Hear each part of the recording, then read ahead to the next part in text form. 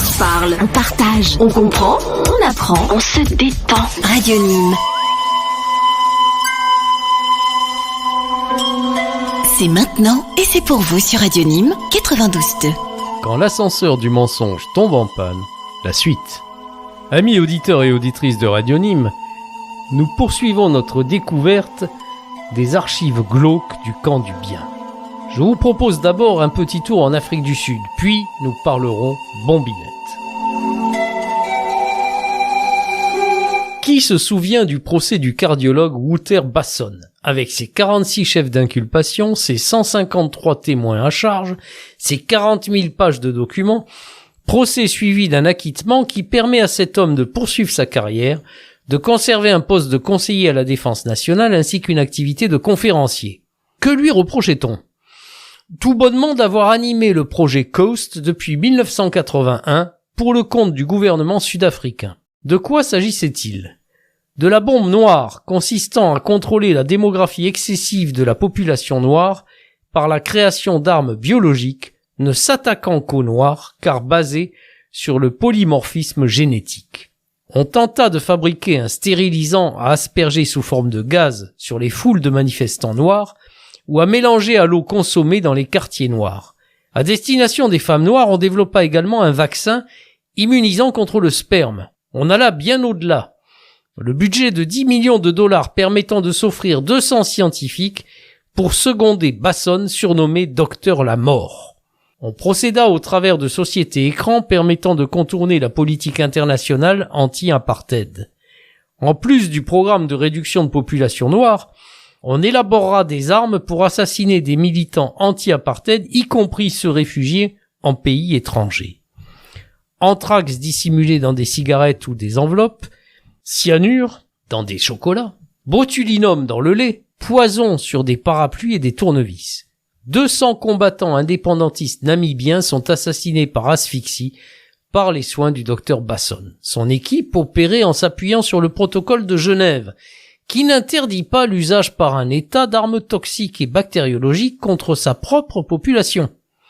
De 1982 à 1987, une gamme d'agents biologiques incluant les virus Ebola et de Marburg, l'anthrax et le choléra furent employés. Les USA, le Royaume-Uni, la France, la Suisse, l'Allemagne et Israël furent parties prenantes, les Américains fournissant 8 souches de virus Ebola, Marburg et Rift Valley, et engageant sous Reagan une véritable coopération avec Pretoria.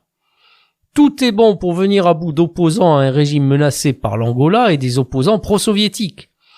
Les découvertes s'échangent dans les deux sens, la coopération se poursuivant à travers Bush et Thatcher. Basson fait cadeau aux États-Unis des bactéries soviétiques mangeuses de chair et de leur antidote. Amusant de constater qu'en juillet 1983, un journal de New Delhi prétendit que le virus du sida avait été créé par un laboratoire américain, et qu'en 1988, le présentateur de CBS affirmait à l'écran que le sida était un produit de l'armée américaine. Il se disait que c'était une arme fabriquée contre les noirs et les gays, en fait, une rumeur propagée par le KGB. On voit pourtant qu'en Afrique du Sud, la réalité rattrapait la fiction. Lorsqu'en 1990, Félix de Klerk fait détruire ses armes chimiques, on a alors recours à l'ecstasy et au mandrax. Si en 1993, le projet Coast est démantelé, Basson poursuit une carrière de chirurgien et des missions secrètes pour le compte du gouvernement Mandela. N'avait-il pas débuté sa carrière comme médecin personnel du président Peter Botha ? Il est encore présent dans l'organigramme de Mediclinic International qui regroupe 50 établissements en Afrique du Sud et y emploie 32 000 personnes sans compter des unités à l'étranger. Lors d'une perquisition dans son laboratoire, on découvrit des flacons de sang contaminés par le virus du sida et il se vérifiera que des vétérans contaminés étaient envoyés dans des bordels de Johannesburg pour y contaminer des prostituées lesquelles allaient infecter à leur tour leurs clients noirs. On constate que là aussi la triste réalité rejoint les thèses dites complotistes et les intoxications russes. Comme l'avoua un jour Basson, la bombe noire avait été un projet génial, le plus amusant de toute sa vie.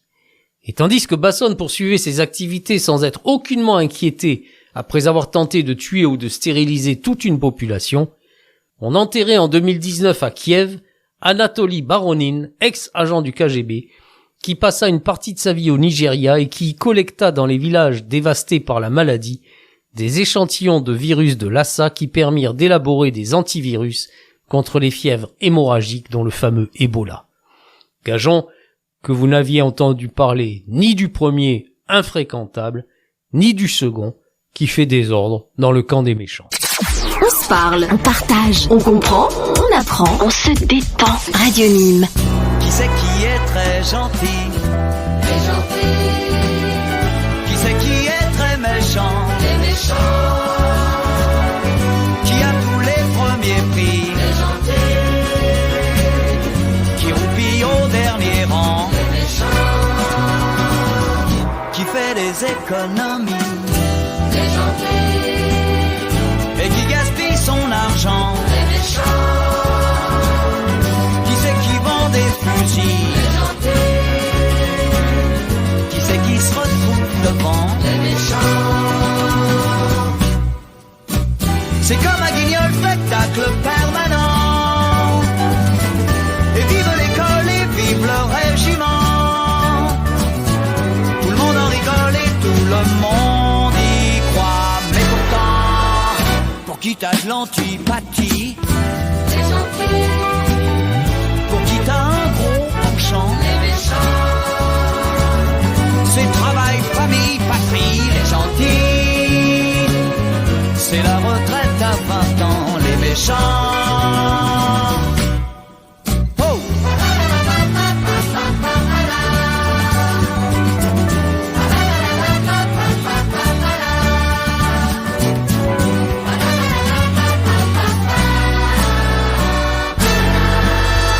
Ils font l'amour le samedi, les gentils, ils font ça n'importe quand, les méchants. Ils crèveront le cul béni, les gentils.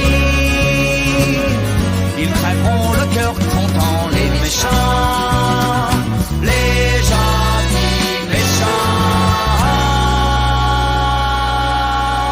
Ce qui est formidable dans le camp du bien, c'est que si le docteur Basson n'est pas de service, le docteur Folamour prend le relais. Durant la course aux armes nucléaires entre Américains et Soviétiques entre 1950 et 1968, plus de 700 accidents significatifs furent enregistrés et dissimulés. Allait-on révéler aux populations de Baltimore, Washington DC, Philadelphie et New York City qu'en 1961 et 3 jours après l'investiture de JFK, un B-52 avait décollé de Caroline du Nord avec 2 bombes à hydrogène Mark 39 de 4 mégatonnes chacune, soit 260 fois la puissance de la bombe d'Hiroshima, pour un vol de routine, au cours duquel les 2 bombes avaient été larguées au-dessus de grands centres urbains. Allait-on avouer que si l'une des bombes avait atterri dans des branches d'arbres et une autre sur une route, la première avait enclenché ses mécanismes et que seul un interrupteur basse tension avait évité quelques millions de morts après que les 3 autres n'eussent pas fonctionné quand le signal de tir avait été déclenché. Un secret bien gardé et une histoire très plausible pour qui a en mémoire la catastrophe de Palomares le 17 janvier 1966, lorsque lors d'un ravitaillement en vol, un B-52 transportant 4 bombes nucléaires entra en collision avec un KC-135 Stratotanker. 8 morts dans la collision, 2 bombages tombés au sol sans exploser, mais avec dispersion sur 250 hectares de quantité de matière radioactive sous forme de 4,5 kg de plutonium et d'uranium militaire, une 3e bombe récupérée intacte grâce au déclenchement de son parachute, et une 4e tombée en mer sous les yeux d'un pêcheur espagnol qui, de son chalutier, put localiser à la jumelle le point d'impact. Le département de la défense des États-Unis nia qu'il y eut des bombes en jeu. Il faut dire que tout cela s'était produit dans le cadre de l'opération Chrome Dome, prévoyant que 12 bombardiers soient en permanence en mission soit vers le Groenland, soit vers l'Espagne, avec leur stock de bombes, afin de pouvoir riposter très rapidement en cas d'attaque soviétique. Précisons que nous sommes pourtant en période de détente. Durant 80 jours, 3000 hommes et 38 vaisseaux de l'US Navy vont s'ingénier à fouiller les fonds marins jusqu'au moment où ils vont enfin tenir compte du témoignage du pêcheur qui y gagnera le surnom de Paco el de la Bomba, Paco le type de la bombe. L'engin est retrouvé par 869 mètres de fond. Sur exigence des Espagnols, un premier lot de terres contaminées sera traité aux États-Unis. Le travail se poursuivra après 2015. Même si, pour sauver la saison touristique, des ministres espagnols effectuèrent une baignade publique à 15 km du lieu d'impact, la zone fut déclarée inconstructible et depuis, une partie de ses habitants se rendent 2 fois par an à Madrid pour contrôle médical. Le 21 janvier 1968, et toujours dans le cadre de Chrome Dome, mais concernant la route du Nord, des bombardiers, c'est à Thulé, au Groenland, qu'un B-52 s'écrase avec 4 bombes à hydrogène à son bord, occasionnant une contamination radioactive de la baie de North Star.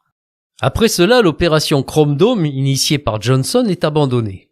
On pourrait croire que tout cela est de l'histoire ancienne, que désormais tout est sous contrôle. En janvier 2024, durant plusieurs jours, le ministre américain de la Défense a totalement disparu des écrans radars pour une hospitalisation, selon la version officielle.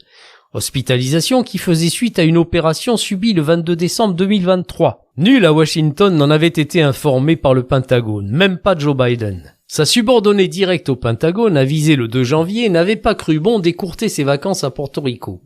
Or, dans la situation internationale extrêmement tendue que nous traversons, son absence tenue secrète constituait une rupture dans la chaîne de commandement nucléaire avec une question subsidiaire: où était passé pendant ces quelques jours le ballon de football nucléaire, c'est-à-dire la mallette qui permet au président de déclencher les foudres en liaison avec le ministre de la Défense qui était aux abonnés absents. Comme dit le dicton, ne posez jamais une question dont vous avez peur de connaître la réponse. Qui a su que le 30 janvier 2024, au large des côtes de la Floride, un sous-marin du Royaume-Uni a tiré un missile balistique intercontinental ICBM Trident II, alors que le secrétaire de la Défense, Grant Shapps, était à bord, et que le missile en question est retombé à quelques mètres avant de couler avec ses ogives heureusement factices, ce qui constituait le deuxième flop de lancement, la précédente tentative datant de 2016. En 2023, la glorieuse Royal Navy découvrait qu'à bord d'un sous-marin HMS Vanguard, des boulons retenant une isolation thermique dans une chambre de réacteur avaient été trop serrés et cassés et qu'on les avait simplement collés à la superglue. Après l'attentat de Beyrouth qui causa 241 morts parmi les Marines américains, une cellule rouge, la Red Cell, fut créée pour tester les bases navales des États-Unis, y faisant exploser des bombes, capturant des amiraux, des armes nucléaires et même un sous-marin nucléaire, tout cela pour démontrer la vulnérabilité des sites prétendument sécurisés en enregistrant ces exploits terroristes.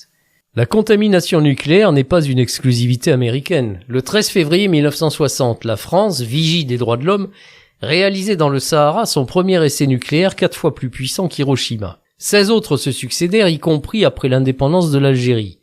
Pour les opérations Gerboise bleue et Gerboise rouge, 251 cobayes locaux furent utilisés. Pour l'opération Gerboise verte, ce furent 195 cobayes français.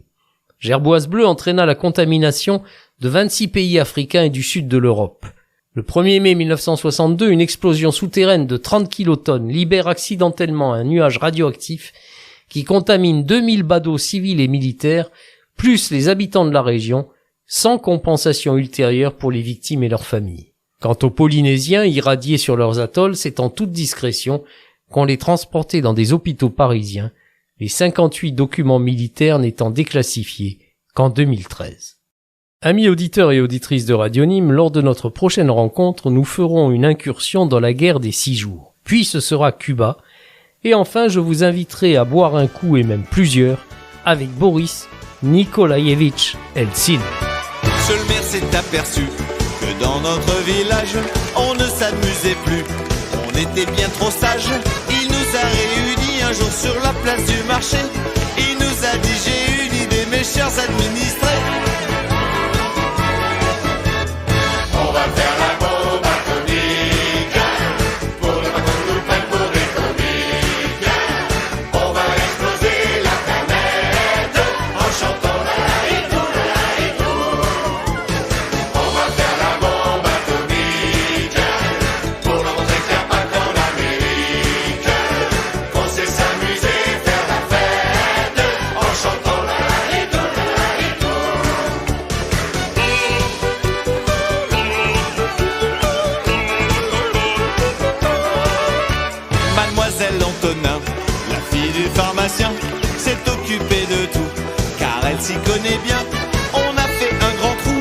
chant du Père François, ça deviendra pour nous notre petit mur roi.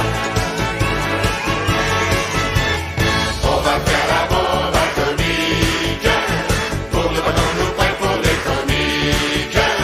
On va exploser la planète en chantant la haricot, la haricot. On va faire la bombe atomique pour leur montrer qu'il n'y a pas qu'en Amérique qu'on sait s'amuser, faire la fête en chantant la haricot, la haricot. Quand enfin tout fut prêt, seul le maire est arrivé, tout le village était venu pour l'acclamer. Et quand d'un geste auguste il appuya sur le bouton, ce fut une explosion chez les filles et chez les garçons.